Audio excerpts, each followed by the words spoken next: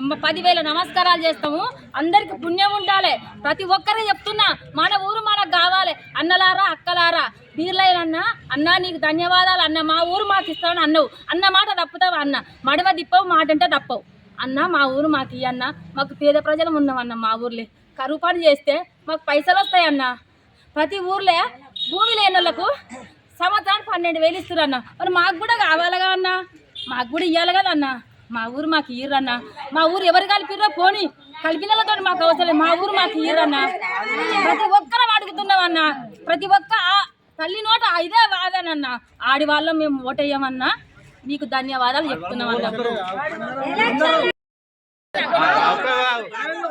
మా ఊరు మాకు బీర్లైలే ఇస్తా అన్నాడు.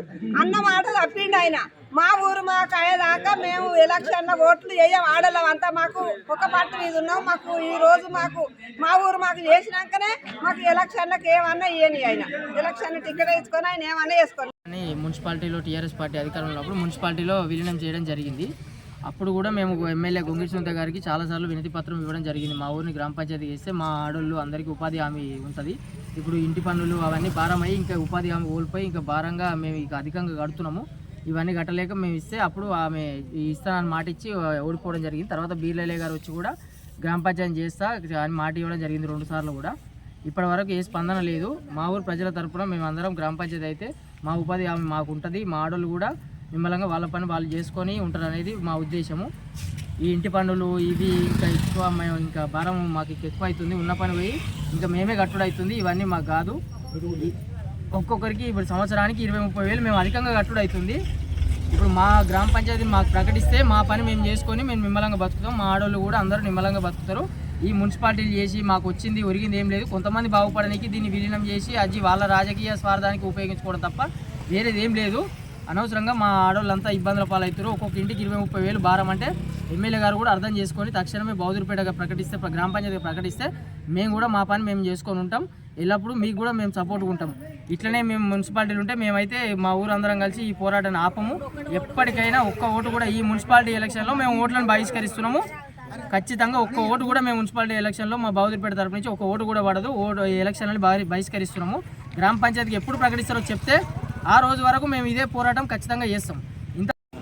ఐలన్న గారు ఇక్కడ టెంట్ వేసుకునే టైంలో వచ్చి ఒక స్లోగన్ ఇచ్చిండు, నేను గెలిస్తే గ్రామ పంచాయతీ చేస్తా అని మాట ఇచ్చి గెలిచినాక కూడా వచ్చి కూడా కచేరీ సమీపంలో గ్రామ పంచాయతీ చేస్తా ఇదే పని మీద ఉన్నా నేనని చెప్పి గత 2 సంవత్సరాలు దగ్గరికి వస్తున్నా కూడా ఇప్పటి వరకు కూడా దానికి స్పందన లేదు.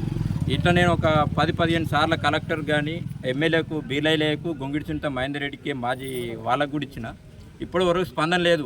కొంతమంది నాయకులు మా బౌదూరుపేట నాయకులే అఖిలపక్షంగా పోయి అన్న గా ఊరికి ఏం చేస్తావే గీ ఊరికి ఏం చేస్తావే అని గ్రామ పంచాయతీని వెనుకకి తీసుకొచ్చే ప్రయత్నం చేస్తున్నారు.